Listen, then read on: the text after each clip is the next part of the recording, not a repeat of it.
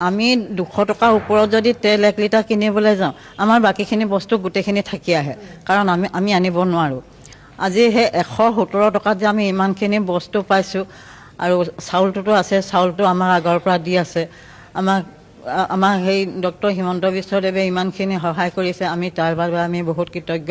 আৰু কিছুমান মানুহ আছে আমাক মানে কি কয় এইখিনি 1200 টকীয়া, আমি 1200 টকীয়া হ'ল কি, তেখেতলোকে যদি আমাক 1200 টকীয়া বুলি কৈছে, যিসকলে হাঁহিছে 2000 টকা তেখেতলোকে দিয়ক আমাক, তেতিয়া আমি সেই 2000 টকা আমি ধুনীয়া উপকৃত হ'ম। ধৰি লোৱা এঘৰ মানুহৰ দিনটো হাজিৰা কৰিলে যদি 200 টকা এই তেলতে দিলে, দালিত দিলে 150 টকা দিলে, এইপিনে নিমখটো থাকিলে, চেনিটো থাকিলে, তেতিয়াহ'লে পৰিয়ালটো চলিব কেনেকৈ?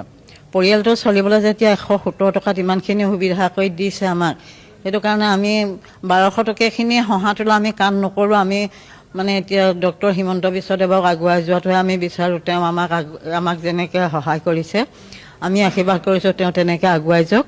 আমি হহাসকলৰ কাৰণে আমি কাম নকৰোঁ।